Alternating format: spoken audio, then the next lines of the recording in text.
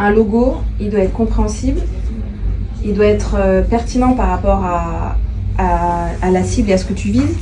Par exemple, là, c'est un territoire, c'est quand même la fête de la musique de Montpellier, donc tu dois avoir musique et Montpellier. Enfin, tu dois le percuter de suite. Certains disent que le logo n'est pas fait pour être vu de loin, alors qu'un logo, dans tous les cas, c'est pour être vu de loin. Et surtout que demain, il va être question d'enjeux d'impression.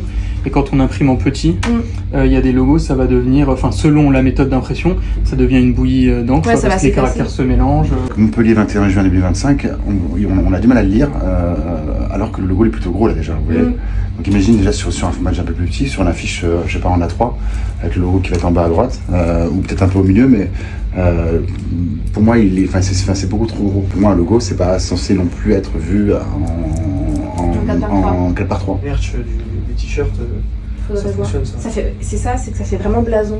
Et maintenant, il y a vraiment le côté un peu appartenance que tu veux. Pour ma part, c'est aussi celui de Clara, mais je pense que tout va se jouer demain. C'est celui-là.